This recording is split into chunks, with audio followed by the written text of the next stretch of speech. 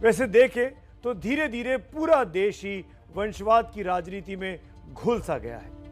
अगर कांग्रेस की बात करें तो आज़ादी के बाद कांग्रेस में नेहरू गांधी परिवार का ही दबदबा रहा है। इस पर लंबे समय से बहस होती रही, हम सब इस बात को जानते भी हैं। नेहरू 17 साल प्रधानमंत्री रहे, फिर उनकी बेटी इंदिरा गांधी करीब 16 साल तक प्रधानमंत्री रहीं। उनके नाती राजीव गांधी 5 साल प्रधानमंत्री रहे, पार्टी के अध्यक्ष भी रहे। हालांकि कांग्रेस अध्यक्ष सोनिया गांधी को दो बार प्रधानमंत्री बनने का मौका मिला, लेकिन सोनिया गांधी ने इसको ठुकरा दिया। एक बार राजीव गांधी की हत्या के बाद 1991 में और दूसरी बार 2004 में, जब सोनिया गांधी ने मनमोहन सिंह को तरजीह दी और उनको पीएम बनवा दिया था।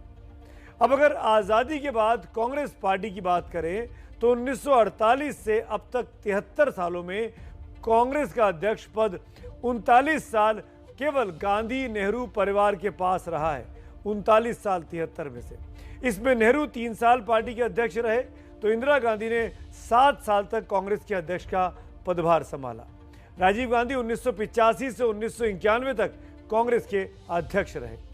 सोनिया गांधी 1998 से 2017 तक 19 साल सबसे लंबी कांग्रेस की अध्यक्ष रही।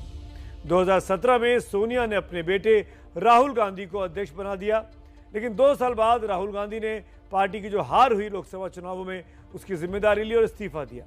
2019 से अब तक फिर से सोनिया गांधी कार्यकारी अध्यक्ष के तौर पर कांग्रेस पार्टी की मुखिया बनी हुई हैं।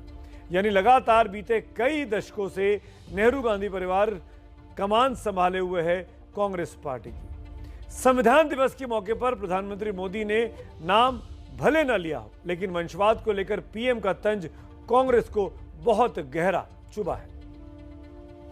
बीजेपी की सरकार निरंतर संवैधानिक संस्थाओं पर चोट पहुंचा रही है। माननीय प्रधानमंत्री जी और बीजेपी के नेतृत्व की विपक्ष की आलोचना इस विषय पे सही नहीं है, उसका कोई औचित्य नहीं है।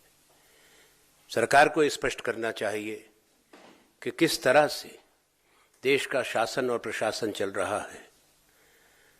कोई अवसर ये सरकार नहीं छोड़ती जब संविधान और संविधान की परंपराओं को दबाकर निर्णय ना लिए जाएं। दरअसल जब देश आज़ाद हुआ तो इस देश की सबसे बड़ी और पुरानी पार्टी कांग्रेस पार्टी ही थी। कांग्रेस की ने जो कुछ सिखाया, क्योंकि उसके बाद इन 73 सालों में अलग अलग सूबों में बहुत सी पार्टियां बनी उभरी। कई नेताओं ने कांग्रेस से वंशवाद को लेकर बहुत कुछ सीखा। वंशवाद की बुराई सिर्फ इसीलिए कांग्रेस में नहीं दिखाई देती, दूसरे कई और दल भी हैं जहां बहुत तेजी से वंशवाद की होड़ दिखाई देती है। शुरुआत करते हैं उत्तर से। बिल्कुल, जम्मू कश्मीर में नेशनल कॉन्फ्रेंस की कमान 3 पीढ़ियों से अब्दुल्ला परिवार के पास ही है।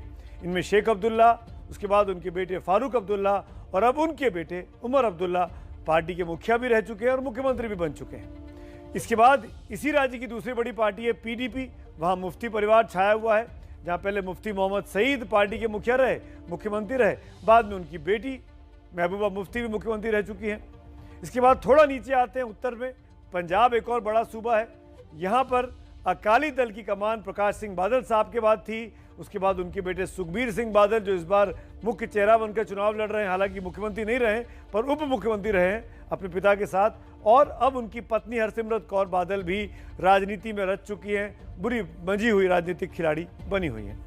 हरियाणा एक और पड़ोसी राज्य उत्तर भारत का, पंजाब से लगा हुआ, इंडियन नेशनल लोकदल का जो चौटाला परिवार है, जो कि चौधरी देवीलाल की विरासत को आगे बढ़ा रहा है, उसमें देखिए देवीलाल पहले मुखिया बनते हैं, फिर उनके बेटे ओम प्रकाश चौटाला और फिर ओम प्रकाश चौटाला के दोनों बेटे अजय चौटाला और अभय चौटाला, दोनों ने बारी बारी से इस पार्टी को आगे बढ़ाया। और इतना ही नहीं, इसके बाद अब चौथी पीढ़ी भी आ गई है, जिसमें दुष्यंत चौटाला भी इस लड़ाई को और उनके भाई करण चौटाला, अर्जुन चौटाला भी इस लड़ाई को आगे की अगुवाई करते हुए दिखाई दे रहे हैं।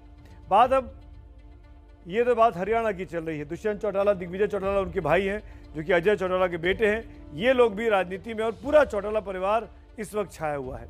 महाराष्ट्र की राजनीति की बात करें, महाराष्ट्र में बाला साहब ठाकरे, उद्धव ठाकरे, आदित्य ठाकरे एक ही परिवार के हैं, पिता, पुत्र और उनके पुत्र। बात अब अगले अगले राज्य की ओर बढ़ते हैं, बिहार की करते हैं। बिहार में आरजेडी किसी से छुपा नहीं है। लालू यादव पहले पार्टी मुखिया थे, मुख्यमंत्री रहे। जब वो जेल गए तो कुर्सी छोड़ी तो उन्होंने उस कुर्सी पर, मुख्यमंत्री की कुर्सी पर, अपनी पत्नी राबड़ी देवी को बिठा दिया। राबड़ी देवी मुख्यमंत्री बन गई। आज राबड़ी देवी और लालू यादव के जो बच्चे हैं, तेजस्वी, तेज और बीसा, ये सभी राजनीतिक तौर पर एक्टिव हैं। कोई एमएलए है तो कोई एमपी है, पर पूरा का पूरा आरजेडी परिवार, लालू यादव का परिवार राजनीति में रचा बसा है। लालू की तरह उत्तर प्रदेश में समाजवादी पार्टी भी मुलायम सिंह यादव के बाद उनके बेटे अखिलेश यादव, और अखिलेश के पास पूरी की पूरी पार्टी आ चुकी है। अखिलेश के साथ उनकी पत्नी डिंपल यादव भी राजनीति में हैं और सांसद रह चुकी हैं। आप सोच रहे होंगे कि इतना वंशवाद, ऐसे लगता है मानो देश परिवार से चल रहा है। वैसे बीजेपी जो वंशवाद को लेकर, परिवारवाद को लेकर हमले करती है विरोधियों पर, बीजेपी में भी वंशवाद की कई सारी उदाहरण हैं। उनको भी बारी बारी से आपके सामने रख देता हूं। केंद्रीय शिक्षा मंत्री हैं धर्मेंद्र प्रधान। उनके पिता देवेंद्र प्रधान वाजपेयी सरकार में कृषि राज्य मंत्री थे और अब उनके बेटे शिक्षा मंत्री है। देश में इस वक्त नरेंद्र मोदी सरकार के सबसे प्रमुख चेहरों में से एक हैं।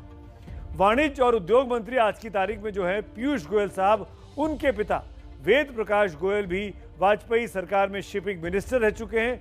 आज पीयूष गोयल महत्वपूर्ण विभाग संभाले हुए वाणिज्य और उद्योग का मोदी कैबिनेट में। सूचना और प्रसारण मंत्री हैं अनुराग ठाकुर, जो कि बहुत महत्वपूर्ण पद पर हैं। बहुत तेजी से राजनीति में उनका जीवन आगे बढ़ा है। उनके पिता प्रेम कुमार धूमल साहब हिमाचल प्रदेश के मुख्यमंत्री रह चुके हैं। नागरिक उड्डयन मंत्री हैं आज की तारीख में मोदी कैबिनेट में ज्योतिरादित्य सिंधिया। उनके पिता माधवराव सिंधिया राजीव गांधी और नरसिम्हा राव सरकार में मंत्री रहे और उनकी दादी विजया राजे सिंधिया बीजेपी की संस्थापक फाउंडर्स मेंबर्स में से एक रही। तो आप कह सकते हैं कि कमोबेश हर पार्टी परिवारवाद के रथ पर सवार है और उसको धीरे धीरे ही सही, कोई छुप के, कोई तेजी से उस रथ को भगाए पड़े हैं। कुछ नेता तो जीते जाते उम्मीद भी लगा लेते हैं। ऐसे एक नेता के पूर्व मुख्यमंत्री कर्पूरी ठाकुर थे। एक बार जब पार्टी ने उनके साथ उनके बेटे रामनाथ ठाकुर को भी चुनावी टिकट दे दिया तो कर्पूरी ठाकुर ने लिस्ट से अपना नाम काट दिया था। उनका यह साफ तौर पर कहना था कि एक परिवार से एक ही आदमी को राजनीति में रहना चाहिए। एक तरीके से वंशवाद भारतीय राजनीति की एक बेहद गंभीर बुराई है, तो दूसरी तरफ एक और गंभीर बुराई है और वो है भ्रष्टाचार की। जब वंशवाद होता है, जब परिवारवाद होता है, तो भ्रष्टाचार को भी बढ़ावा बहुत आसानी से मिल जाता है। वो दौर गया जब भ्रष्टाचार का आरोप लगाने पर नेता कुर्सी को छोड़ दिया करते थे। आज प्रधानमंत्री नरेंद्र मोदी भ्रष्टाचार पर भी संविधान दिवस के मौके पर बोले और जमकर बरसे भी। उन्होंने नाम भले ही किसी भी दल का या किसी भी नेता का नहीं लिया हो, लेकिन इशारे बहुत साफ थे कि उनके निशाने पर लालू प्रसाद यादव और उनका परिवार है।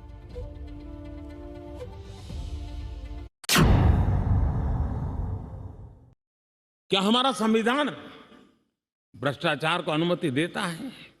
कानून है, नियम है, सब है, लेकिन चिंता तब होती है कि जब न्यायपालिका ने स्वयं ने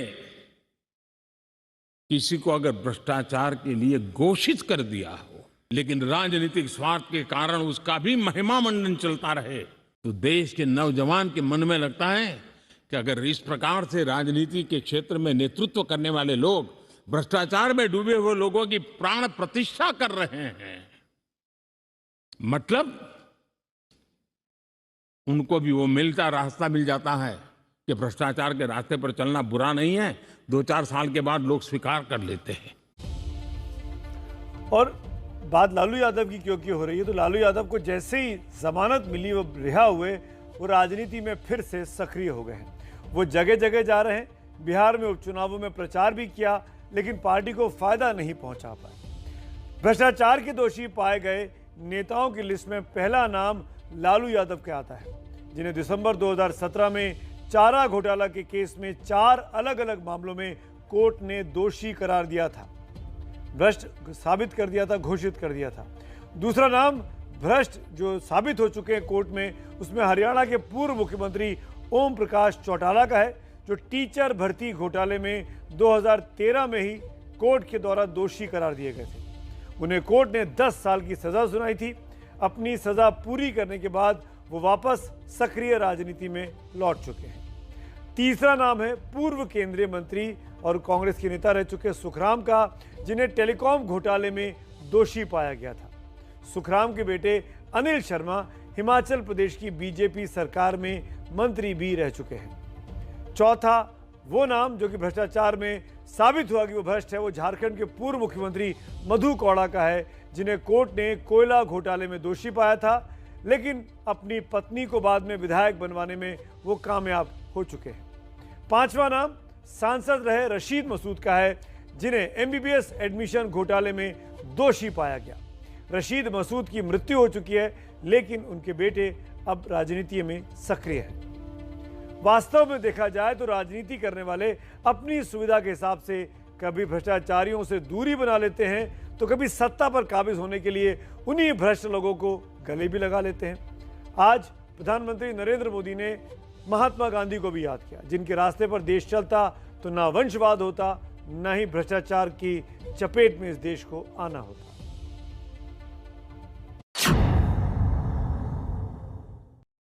अंग्रेज भारत के नागरिकों के अधिकारों को कुचलने पर लगे हुए थे और उसके कारण हिंदुस्तान के नागरिकों को उसके अधिकार मिले, इसके लिए लड़ना बहुत स्वाभाविक था और जरूरी भी था। महात्मा गांधी समेत हर कोई भारत के नागरिकों को उनके अधिकार मिले, इसलिए वो लड़ते रहे, ये बहुत स्वाभाविक है। लेकिन ये भी सही है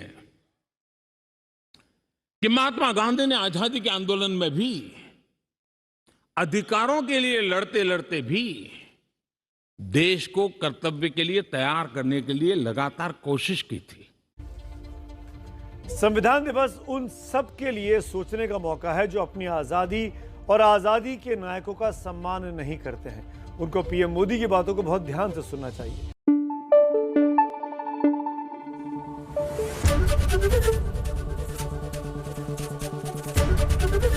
एबीपी न्यूज आपको रखे आगे।